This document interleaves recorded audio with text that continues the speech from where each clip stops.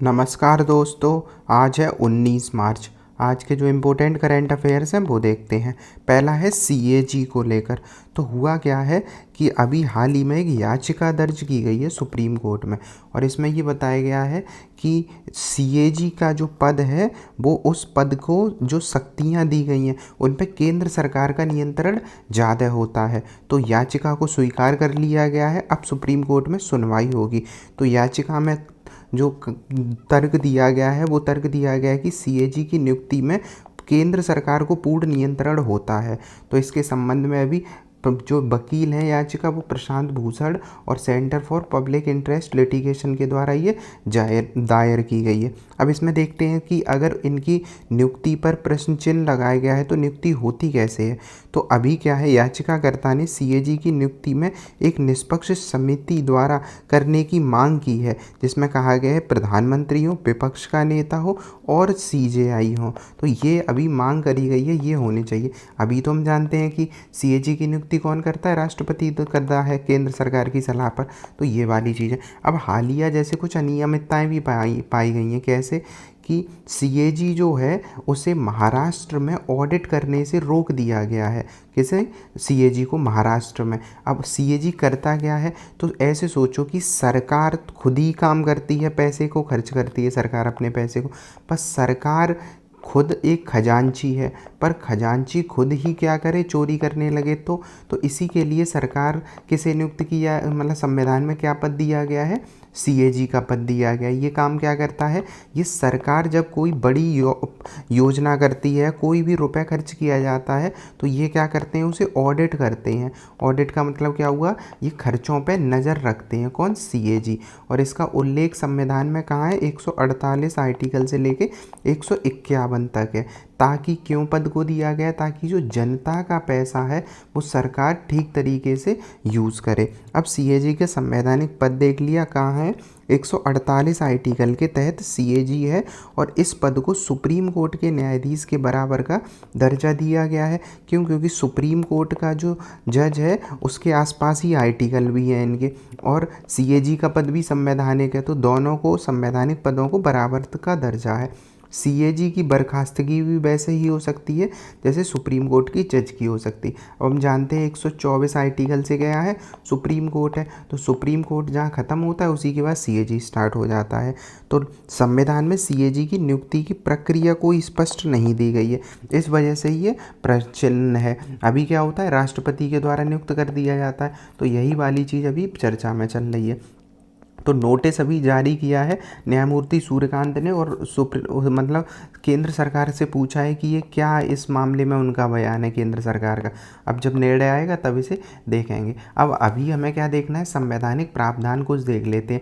जैसे सीएजी की नियुक्ति अभी कौन करता है, तो हमने जाना राष्ट्रपति के द्वारा किया जाता है। इसे हटाया कैसे जा सकता है, सुप्रीम कोर्ट के जैसे जज को हटाया जाएगा, क्योंकि दोनों ही क्या है, संवैधानिक पद हैं। तो संविधान में दोनों का उल्लेख है, तो सुप्रीम कोर्ट के जज की तरह ही इसे क्या किया जाएगा, हटाया जाएगा। सेवा शर्तें वेतन में कोई जो निर्धारित होंगे उनमें कटौती नहीं की जा सकती है। 150 आर्टिकल के तहत ये केंद्र सरकार और राज्य सरकार दोनों के खातों की क्या करता है, निगरानी करता है। और जो आर्टिकल इम्पोर्टेंट है 279 आर्टिकल, ये क्या करता है कि किसी कर या शुल्क की शुद्ध आय जो है का निर्धारण सीएजी द्वारा किया जाता है। जो नेट प्रोसीड है कि जो टैक्स आया है, शुल्क आया है, उसका क्या हो रहा है, कैसे शुद्ध आय कौन सी है, तो ये सारी चीज़ का अंतिम जो प्रमाण करता है वो सीएजी ही करता है। तो 279 आर्टिकल एक तो याद रखना है, और 150 आर्टिकल, 148 से सभी हैं सीएजी के ही, 151 तक। तो ये देखा हमने सीएजी की। अब सीएजी के लिए कर्तव्य, शक्ति और सेवा शर्तों के लिए अधिनियम आया है 1971 में। 1971 में इनकी शक्तियों के लिए अधिनियम आया था, और इनकी शक्तियों के विस्तार की बात कही गई थी। कार्यकाल क्या होता है, तो संवैधानिक जितने पद हैं केंद्र के उनका कार्यकाल होता है 6 या 65 वर्ष। सीएजी त्यागपत्र किसे देगा, राष्ट्रपति को देगा। सेवा शर्तें क्या होती हैं, संसद द्वारा सेवा शर्तें इनकी तय की जाती हैं। अब इसके संबंध में ये क्वेश्चन देख लेना है। तो अपने CAG को जाना। अब ब्रिटिश काल में भी ऑडिट हुआ करता होगा। अगर CAG का थोड़ा बैकग्राउंड देखें तो 1860 में पहली बार ऑडिटर जनरल की नियुक्ति हो गई थी। अगर पूछा जाए कि क्या पहले ऐसा हुआ करता था, तो बिल्कुल हुआ करता था। 1860 से ही भारत में ऑडिटर जनरल की नियुक्ति हुआ करती थी। कौन हुआ करता था? एक ऑडिटर हुआ करता था। फिर 1949 में CAG स्वतंत्र रूप से भारत में काम करने लगा। पर जब 1949 में काम तो करने लगा, संविधान तो बना नहीं था। संविधान बन के तैयार हुआ 1950 में। तब इस पद को क्या कर दिया गया था? संवैधानिक पद के रूप में मतलब जोड़ दिया गया था। 76 तक इसके काम 1976 तक इसके कामों को सीमित रखा गया था। फिर उसके बाद 1980 में जब सरकारें बदलना स्टार्ट हो गई, तब 1980 के बाद इसकी ताकत को बढ़ाया गया था। तो ये सारी चीज़ हमने देखी CAG के बारे में, क्या क्या करता है CAG। और जैसे हम देखते हैं कि केंद्र और राज्य के खर्चे तो हमने देख ही लिए। इसके बाद है जो PSU होते, पब्लिक सेक्टर जो बैंक मतलब कंपनियां होती, उनके खर्चे भी देखता है। सरकारी योजनाओं में सही इस्तेमाल होता है कि नहीं। तो मेन मकसद होता है कि सरकार के जो खर्चे देखता है ताकि घोटाला रुक सके। और ऐसा कभी हुआ है कि इसने कोई घोटाला उजागर किया? तो बिल्कुल 2010 का 2G स्पेक्ट्रम घोटाला, जिसमें 1 लाख करोड़ से ज़्यादा का घोटाला हुआ था, वो उजागर किया था। ऐसे ही 2012 का कोयला घोटाला, 2010 का कॉमनवेल्थ घोटाला, इसके बाद है तो ऐसे कई सारे घोटाले को इसके द्वारा उजागर किया गया है। अगला देखें हम, RBI को पिछली बार भी मिलता रहा है, इस बार भी डिजिटल ट्रांसफॉर्मेशन अवार्ड 2025 से सम्मानित किया गया है। तो RBI को थोड़े इंडिया की संस्था को ज़्यादा अवार्ड मिले हैं इसे दुनिया में। तो RBI को अभी डिजिटल ट्रांसफॉर्मेशन अवार्ड मिला है। मतलब ये जैसे हम देखते हैं कि अपनी RBI है जो, वो UPI, फ़ोनपे, ऐसे मतलब जो ऑनलाइन ट्रांजैक्शन है, मेन बात ये है कि ऑनलाइन बैंकिंग को बढ़ावा दे रहे हैं। तो इसी वजह से इन्हें डिजिटल ट्रांसफॉर्मेशन के अवार्ड पूरे दुनिया में मिल रहे हैं। अभी जो अवार्ड मिला है वो डिजिटल ट्रांसफॉर्मेशन नाम से ही अवार्ड है। ये कहाँ दिया जाता है? तो सेंट्रल बैंक जो लंदन की है। बाकी कोई भी अगर डिजिटल बैंकिंग से संबंधित अवार्ड मिलता है तो उसमें 90% चांस है वो RBI को ही मिलना होता है, तो पूरे दुनिया में। तो ये सेंट्रल बैंकिंग जो लंदन की है उसके द्वारा RBI को ये दिया गया है। डिजिटल ट्रांसफॉर्मेशन अवार्ड में क्या होता है कि ये दुनिया भर के केंद्रीय बैंकों को जो वित्तीय क्षेत्र में कुछ डिजिटल अच्छा प्रदर्शन करते हैं, इसलिए ये दिया जाता है। योग्यता क्या होनी चाहिए? केवल केंद्रीय बैंक होती हैं, जो बड़े वित्तीय संस्थान होते हैं वही पात्र होते हैं इसके लिए। RBI को क्यों मिला है? क्योंकि RBI की 2 पहलें चल रही हैं। एक सारथी पहल चल रही है, इसमें के अंतर्गत क्या है कि ये सारी चीज़ें जो होती हैं इंटरनेट वर्कफ्लो डिजिटलाइजेशन सिस्टम पे काम कर रहे हैं। मतलब जितना भी इनका रिकॉर्ड चल रहा है RBI का, वो सारा रिकॉर्ड किस में ये रख रहे हैं? डिजिटल रूप से सारथी पहल के अंतर्गत ये रख रहे हैं। इन्होंने सारे जो मैनुअल काम हुआ करते थे RBI ने बंद कर दिए, सब ऑनलाइन है। तो सारथी अगर पहल पूछ ले RBI की किसके लिए, सारा काम जो है तो किसके लिए है कि कार्य का डिजिटलाइजेशन। तो कार्य कैसा कर दिया है? डिजिटल कर दिया गया। ये सारथी पहल है। दूसरा एक प्रवाह पोर्टल है। तो प्रवाह क्यों है कि RBI के लिए बाहरी उपयोगकर्ता जब आवेदन करते हैं, मतलब कोई एक संस्था है जो भारत में रजिस्टर होना चाह रही है कुछ भी, तो बाहरी जो उपयोगकर्ता है वो आवेदन करते हैं, तो उनका भी डिजिटलीकरण कर दिया। मतलब किसी को कोई भी RBI में कोई एप्लीकेशन देनी हो, कुछ भी हो, सारी चीज़ें डिजिटल ही हैं। तो 70 से अधिक जो नियम है वो अब डिजिटली कर दिए गए। अब डिजिटली होगा तो पारदर्शिता बढ़ेगा, दक्षता बढ़ेगी, यही चीज़ें हैं। अब इसके संबंध में ये क्वेश्चन है, ये प्रश्न है और ये आंसर बताना है आपको। तो ये अब डिजिटल पहलों के प्रभाव क्या हुए हैं इससे कि 70 से ज़्यादा आवेदन अभी देख लिया हमने क्या हो गया है, डिजिटलीकृत हो गए हैं। 100% सारथी के तहत ये पेपरलेस हो चुकी है RBI, और 2025 में ये अवार्ड भी मिल गया, तो हमने ये रिवाइज किया। अगला है गोमीरा नृत्य। तो इसमें क्या आर्ट एंड कल्चर में ये पूछा जा सकता है कि गोमीरा नृत्य कहाँ का है? सबसे पहले तो ये पश्चिम बंगाल का जो मतलब पश्चिम बंगाल का नृत्य है गोमीरा। तो ये इम्पोर्टेंट रहते हैं ऐसे, क्योंकि वो मैच द फॉलोइंग के लिए 1-2 दे सकते हैं। तो जो गोमीरा वाला है इसमें मुखौटा वगैरह पहना जाता है, ये चीज़ें पूछ लेता है। तो सबसे मेन जो रहेगा वो यही रहेगा कि किस एरिया में किया जाता है, तो कहाँ, पश्चिम बंगाल में किया जाता है। यह नृत्य राजवंशी और पोलिया समुदाय के द्वारा किया जाता है। तो एक तो ये पूछा जा सकता है किस समुदाय के द्वारा किया जाता है, तो जो पोलिया समुदाय है इसका नाम याद रखना है, जो पोलिया समुदाय और जो राजवंशी समुदाय है। इसके बाद है यह नृत्य जो है बौद्ध की महायान और तांत्रिक जो धर्म है वो, और शैव और आदिवासी सबका मिश्रित रूप होता है। मतलब जो महायान और तांत्रिक बौद्ध धर्म है वो, साथ ही शैव और आदिवासी संस्थाओं का, मतलब वो आदिवासी जो आस्थाएं हैं उन सब का है। अब देखो, बौद्ध का तांत्रिक वाला और शैव दोनों ही शक्ति को पूजा करते हैं, और आदिवासी भी प्रकृति को पूजा करते हैं। तो सबको मिला के ये एक नृत्य का विकास हुआ है धीमे धीमे समय में। तो इसमें नृत्य धार्मिक अनुष्ठान का हिस्सा होता है। जो गांव के जो देवता होते हैं, ग्राम ठाकुर जो कहते हैं, उनके को समर्पित होता है। मतलब जो गांव के एक लोकल भगवान होते हैं ना देवता, उन लोकल भगवान को ही समर्पित ये गोमीरा होता है। तो गोमीरा को याद कर लो गांव से। तो गोमीरा कहाँ होता है, गांव में। और कौन से गांव में, वेस्ट बंगाल वाले एरिया के गांव में होता है। तो ये इसमें बुराई पर अच्छाई की जीत, गांव के लिए आशीर्वाद, ये सारी चीज़ें होती हैं। इस नृत्य की विशेषताएं क्या हैं, तो एक मुखौटा पहना जाता है इसमें। तो मेन अगर पूछा जाए कि कौन से नृत्य में अभी चर्चा में रहा, तो मुखौटा पहना जाता है, तो गोमीरा रहेगा। कहाँ पे, और गांव में हो रहा था। इसमें क्या है, इसमें शिव पार्वती, मतलब बूढ़ा और बूढ़ी जो नाम, मतलब जो शिव और पार्वती के रूप हैं उनके रूप में इन्हें किया जाता है। ताकि साथ ही बाघ और शमशान, काली वगैरह की पूजा होती है ना देवी की पश्चिम बंगाल, तो वही सारी चीज़ें रहेंगी। एक और इम्पोर्टेंट जो चीज़ है, यह नृत्य केवल पुरुषों के द्वारा किया जाता है। हालांकि महिलाएं मुखौटा बनाने की कला में योगदान देती, पर किया किसके द्वारा जाता है, तो पुरुषों के द्वारा किया जाता है। तो ये भी इम्पोर्टेंट है। तो ये बताना किस एरिया में है। इसके बाद है बेल्यूएटिक्स। तो ये जो है बेल्यूएटिक्स करके, तो बेल्यूएटिक्स री, इसका मतलब क्या हुआ, तो भारत की पहली निजी पुनर्बीमा कंपनी है। अब एक बात आया कि पुनर्बीमा कंपनी का मतलब क्या हुआ। अब ऐसे समझो, एक बीमा कंपनी है कोई, मान लो LIC एग्जाम्पल के लिए, ICICI, तो ICICI ले लें या LIC ले लें। सोचो एक बीमा कंपनी है। अब क्या हो कि इस बीमा कंपनी ने 100 लोगों को मतलब बीमा किया है। अब 100 लोगों का बीमा किया है। और जो बैंक कंपनी होती हैं वो कैसे काम करती हैं, मतलब जो LIC टाइप की हैं जो बीमा कंपनी है वो कैसे काम करती हैं। इनका जो काम करता है नियम, वो यही होता है कि एक साथ तो सब लोग रुपए लेने आएंगे नहीं। पर सोचो कभी ऐसी कोई समस्या आ जाए कि बैंक, मतलब ज़्यादा से ज़्यादा लोग लोन लेने आ जाएं, या जो LIC है या ICICI कोई भी बीमा कंपनी है, वो बीमा कंपनी में रुपए ख़त्म हो जाए, तो ऐसी समस्या भी तो हो सकती है, मतलब कोई समस्या आ सकती है। तो ऐसी आपात स्थिति में बीमा कंपनियां भी अपना बीमा कर लेती हैं।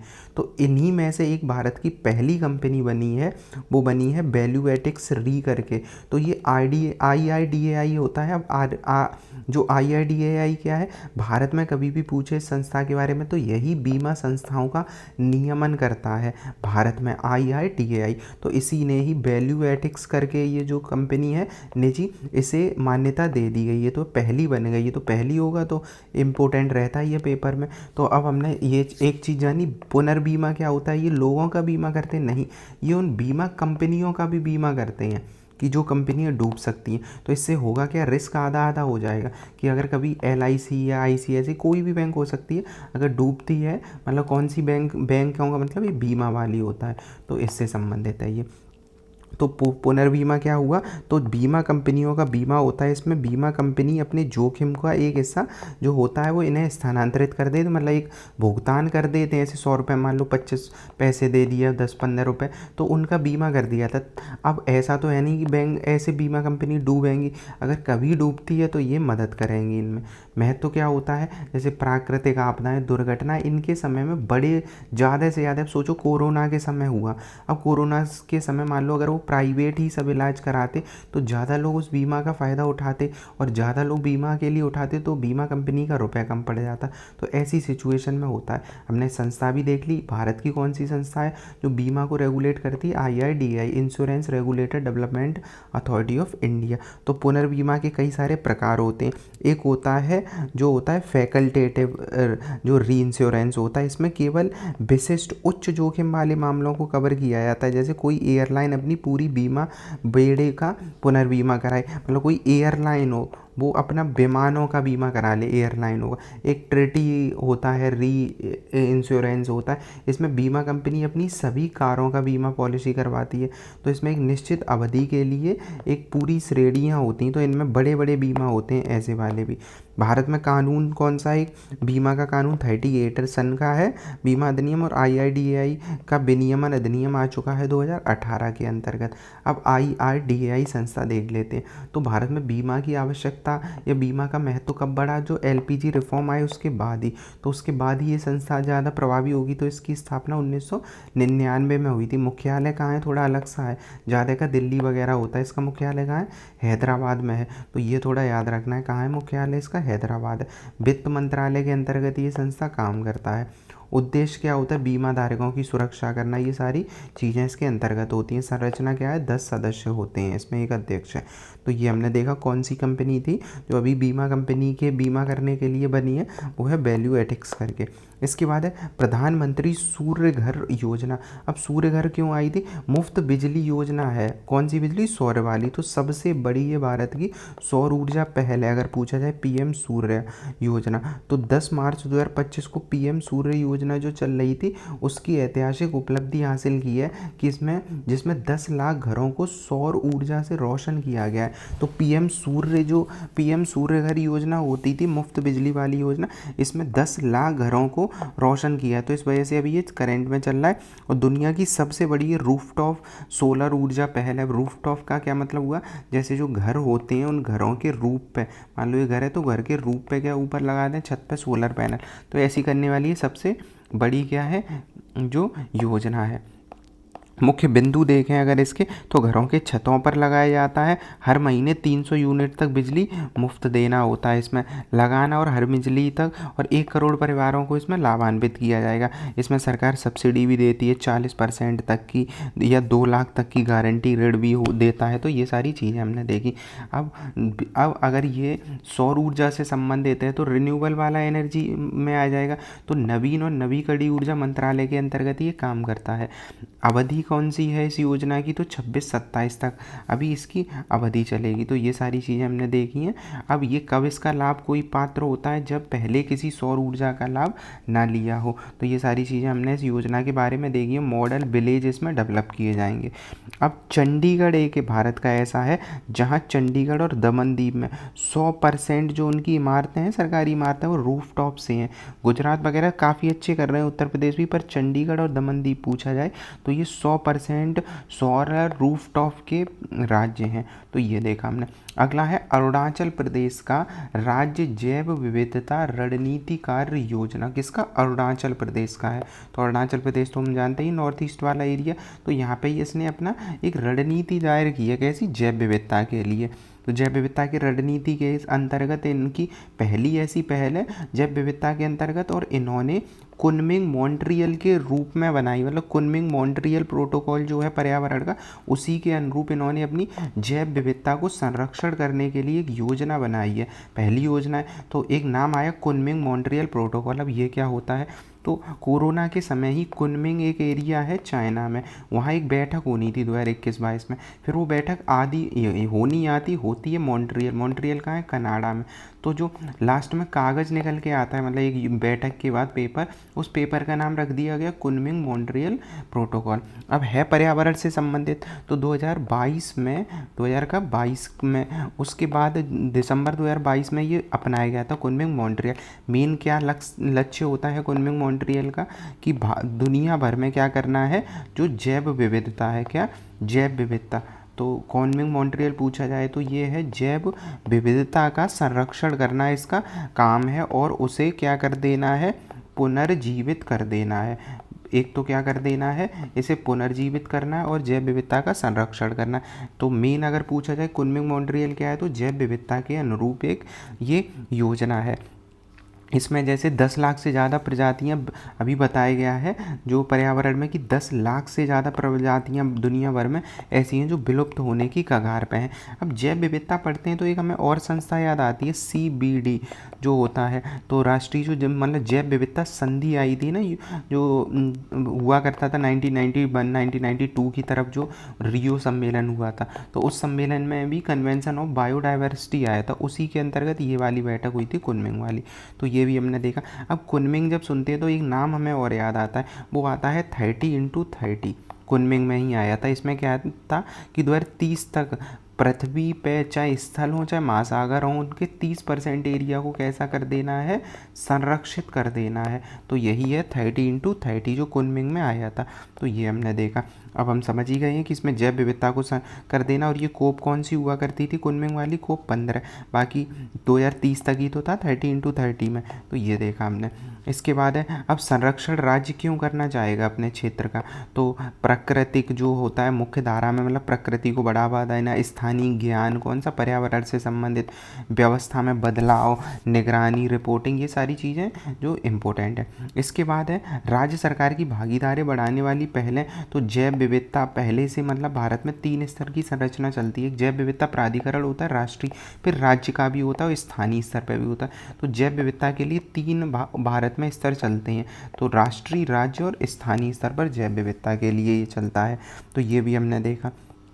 उसके बाद है महत्वपूर्ण इसमें, अब जब हम नॉर्थ ईस्ट की बात करते हैं तो एक नाम आता है पक्के टाइगर रिजर्व जो अरुणाचल प्रदेश में, और उसी एरिया में ये जैव विविधता वाला भी संरक्षण को बढ़ावा दिया है। तो यहाँ पे हॉर्नबिल मिलता है। ये अगर ये दिख रहा है पक्षी सा, तो ऐसा ही पक्षी होता है हॉर्नबिल। तो ये पक्षी जो है ऐसा पक्षी होता है हॉर्नबिल। तो हॉर्नबिल नेस्ट अडॉप्शन इनिशिएटिव यहीं पे चलाए जा रहे हैं। तो पक्के टाइगर रिजर्व तो पक्का कहाँ है, अरुणाचल प्रदेश में। दूसरा आईची लक्ष्य है। तो आईची लक्ष्य तो 2010 में आए थे जैव विविधता के संबंध में। तो इसमें क्या है, आईची लक्ष्य में एक रणनीति 2020 में और अपडेटेड हुआ है। तो इसी के अंतर्गत ही इकोलॉजिकल नेटवर्क निर्माण पर केंद्रित है। तो ये वाला जो अभी जैव विविधता का हमने देखा। इसके बाद जैव विविधता संरक्षण के संस्थागत प्रयास क्या है, तो ये तीनों स्तर हमने देख लिए। राष्ट्रीय स्तर पर भारत में होता है, राज्य और स्थानीय स्तर पर होता है। अभी इससे संबंधित क्वेश्चन अटेम्प्ट करना है। अगला है फ्रांस को लेकर। तो फ्रांस में 92 ट्रिलियन के सफ़ेद क्या हुए हैं, 92 ट्रिलियन के सफ़ेद हाइड्रोजन भंडार की खोज हुई है। अब एक नाम आया वाइट हाइड्रोजन। अब ये क्या है, तो पहले देखते हैं कि फ्रांस के कौन से एरिया में, मोसेले क्षेत्र में। तो अगर एक तो नाम आ सकता है, ये नाम क्या है, मोसेले क्षेत्र। तो मोसेले का पूछ ले कहाँ पे है, तो फ्रांस में। यहाँ पे हाइड्रोजन जो है वाइट हाइड्रोजन की खोज करी गई। अब हम बहुत सारी हाइड्रोजन के टाइप पढ़ते हैं, ग्रे हाइड्रोजन, ब्लैक हाइड्रोजन। अब वाइट हाइड्रोजन क्या होता है, तो वाइट हाइड्रोजन होता है एक जो प्राकृतिक रूप से शुद्ध हाइड्रोजन ये होता है वाइट हाइड्रोजन, जो बिना किसी महंगे प्रोसेस के सीधे पृथ्वी के अंदर से निकाला जाएगा। तो क्या हम देखेंगे कि ये सीधे पृथ्वी के अंदर से निकाला जाता है, तो सीधे ये निकाला जाता है। तो पहली चीज़ ये याद रखनी है। इसमें प्रोसेस होगी तो नहीं, इसमें प्रोसेस की ज़रूरत नहीं पड़ती, सीधे यूज़ कर सकते। तो 2 पॉइंट इसमें याद रखने बस। अब ये निकलेगा कैसे, ऐसे ये मान लो स्थल है पूरा ये एरिया। अब स्थल के नीचे की तरफ हम जाएंगे पहाड़, जब हम पत्थर समुद्र के अंदर या ज़मीन में, तो वहाँ पे ये मिलता है। तो ये तेल और गैस की तरह प्राकृतिक रूप से गहरे चट्टानी क्षेत्र में या महासागरों में ये मिलता है। और ये विशिष्ट हाइड्रोकार्बन्स होते हैं, अणु होते हैं जो हल्के छोटे होंगे। तो ये फिलहाल सफ़ेद हाइड्रोजन औद्योगिक शुरुआती दौर में है। अब इसका ज़्यादा यूज़ तो हमने करना सीखा नहीं, पर फ्रांस में मिल गया है। तो ये प्राकृतिक स्रोत है, इसमें कृत्रिम नहीं बनाना पड़ता। हम नॉर्मल हम हाइड्रोजन क्या देखते हैं, ऐसा ही तो देखते हैं हाइड्रोजन, उसे चेंज करो, इलेक्ट्रोलाइसिस एक प्रक्रिया होती है, तो इलेक्ट्रोलाइसिस के द्वारा उसे चेंज किया जा सकता है। सफ़ेद हाइड्रोजन कितना बढ़िया है, सोचो ज़मीन में खोदो हाइड्रोजन निकलेगी, और हाइड्रोजन तो इतना अच्छा है जो एनर्जी है। तो ये वाली चीज़ देखी, ग्रीन एनर्जी का स्रोत है। तो हमने सफ़ेद हाइड्रोजन देख लिया। मेन बात इतना ही है कि सफ़ेद हाइड्रोजन होता क्या। उसके बाद ये हाइड्रोजन है, एक बार हम ये रिवाइज मतलब पहले पढ़ चुके हैं। ऐसे ग्रीन हाइड्रोजन है, तो ग्रीन हाइड्रोजन का जब हम हाइड्रोजन बनाने में नवीकरणीय ऊर्जा का यूज़ करते हैं, जैसे सौर ऊर्जा में, तो ये वाली चीज़ हो गई। मतलब रिन्यूएबल, नवीकरणीय नहीं, मतलब रिन्यूएबल वाले। तो ये याद रखना है एक। तो दूसरा ब्लू, ब्लू में क्या होता है, हम स्टीम रिफॉर्मिंग प्रक्रिया करते हैं, मतलब इसमें थोड़ा सा ग्रीन हाउस गैस उत्सर्जित होती हैं, तो इसमें ब्लू हाइड्रोजन कहते हैं। इंपॉर्टेंट है, ब्लू का मतलब पानी वाला ही नहीं है, ब्लू हाइड्रोजन में कार्बन उत्सर्जित ही होता है। ग्रे वाला तो नाम से ही लग रहा है ग्रे, तो ग्रे में वही कोयला जला रहे होते, बस इसे कैप्चर की प्रक्रिया नहीं होती है। सबसे अधिक प्रचलित यही होता है ग्रे। ब्लैक, ब्लैक में भी कोयला जला रहे होते तो कोयले के गैसीकरण के द्वारा होता है। अब देखो दोनों में कोयला ही जल रहा है, इसमें पर कोयले को मीथेन रूप में यूज़ करते हैं, इसमें डायरेक्ट कोयले यूज़ करते हैं। तो ग्रे वाले में कोयले के साथ जो गैस और मीथेन का यूज़ करते हैं, पर ब्लैक और ब्राउन में सीधा कोयला यूज़ करते हैं। फिर पिंक आता है, पिंक इलेक्ट्रोलाइसिस के माध्यम से होता है, इसमें रेड हाइड्रोजन भी इसे कहा जाता है। तो अगर पिंक वाला पूछ ले तो परमाणु ऊर्जा से याद रखना है केवल। तो पिंक को जब याद रखना तो परमाणु ऊर्जा एक शब्द याद रखना। न्यूक्लियर से जब हम हाइड्रोजन बना रहे होंगे तो उसे पिंक हाइड्रोजन कह देंगे, बस इतना याद रखना है। तो ये वाली चीज़, अब इसके संबंध में ये MCQ है तो ये देखना है। तो सफ़ेद हाइड्रोजन का एक और MCQ। अगला है माइक्रो प्रोसेसर। तो भारत ने एक पहला अपना नया माइक्रो प्रोसेसर बनाया। तो इसरो और चंडीगढ़ ने जो संस्थाएं, उन्होंने मिलकर क्या किया है, एक सेमीकंडक्टर लैब में विक्रम 3201 और कल्पना 3201 नाम के 32 बिट माइक्रो प्रोसेसर विकसित किए हैं। बस इतना ही याद रखना है। सबसे मेन बात, किसने किया है, तो इसरो और चंडीगढ़ ने किया। नाम क्या है उन सेमीकंडक्टर लैब में जो माइक्रो प्रोसेसर हैं, इनके नाम, एक का नाम विक्रम है और एक कल्पना है। विक्रम, देखो दोनों चीज़ें याद हो सकती हैं। विक्रम हम यूज़ करते हैं एक लैंडर जो चंद्रमा पे गया था चंद्रयान मिशन में, तो विक्रम एक लैंडर हुआ करता था ना, तो अंतरिक्ष से संबंधित याद रख सकते। ऐसी कल्पना चावला भी तो अंतरिक्ष में गई थी ना, तो कल्पना चावला से याद रख सकते। मतलब याद रखने के लिए दोनों चीज़ें सेम से नाम से हैं। तो ये विशेषता क्या है इस प्रोसेसर की, हालांकि ये तो एक माइक्रो प्रोसेसर ही है, ये पूरी तरह बना पहला माइक्रो प्रोसेसर है भारत में। अभी तक हम इम्पोर्ट कर रहे थे, तो ये अब इसका उपयोग कहाँ हो सकता है, तो सैटेलाइट और लॉन्च व्हीकल, रॉकेट वगैरह में, तो वही तो नाम डाल दिए इन्होंने, तो ये याद रखना। तो अगर हम सैटेलाइट, रॉकेट वगैरह में इसका यूज़ कर सकते हैं। अब मेन बात है माइक्रो प्रोसेसर होते क्या हैं, तो ये कंप्यूटर के दिमाग होते हैं, छोटा सा इलेक्ट्रॉनिक चिप होता है। ये माइक्रो प्रोसेसर छोटे चिप होते हैं जो करोड़ों छोटे ट्रांजिस्टर और रजिस्टर डायोड से बने होते हैं, मतलब इनमें कई सारे सर्किट वगैरह वो सारी चीज़ें होती।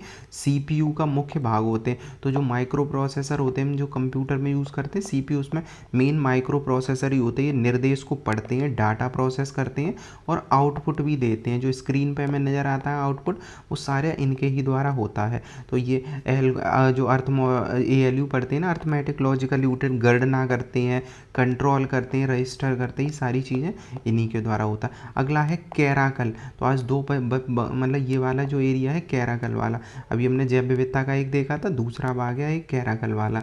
तो कैराकल भारत की पहली मतलब इसकी पहली फ़ोटो आई है अभी। तो कैराकल जो है वो राजस्थान वाले एरिया में एक बिल्ली का प्रकार है। तो कैराकल बिल्ली है, तो ये बिल्ली कहाँ की है, राजस्थान की।